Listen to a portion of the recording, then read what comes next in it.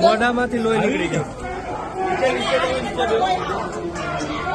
કમિશનરને અમે શાંતિપૂર્ણ રજૂઆત કરવા માટે જઈએ છીએ તો બધી બાજુ પોલીસનો બંદોબસ્ત ગોઠવી દીધો છે અને અમને રજૂઆત કરવા માટે પણ નથી જવા દેતા. અહીંયાથી અમે નીચે જતા હતા ત્યાં પણ અટકાવી દેવામાં આવ્યા. જયારે સુરતની અંદર કરોડોનો ભ્રષ્ટાચાર થાય છે, 2 વર્ષના બાળક પડી જાય છે, અગ્નિકાંડ થાય છે, લોકો મરી જાય છે, કોને કહેવાનું અમારે? અને આટલી બધી પોલીસની દાદાગીરી કમિશનર બીતા હોય ને તો અહીંયા બંધ કરી દેવાય, તાળા મારી દેવાય.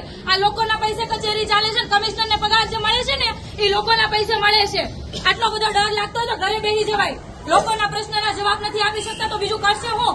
અને આ કમિશનરને મનમાં એવું ઘરી ગયું છે કે હું આ સુરતની બોસ છું, પણ એને યાદ અપાવીએ છીએ આમ આદમી પાર્ટી તરફથી કે તમે સુરતના બોસ નથી, આ સુરત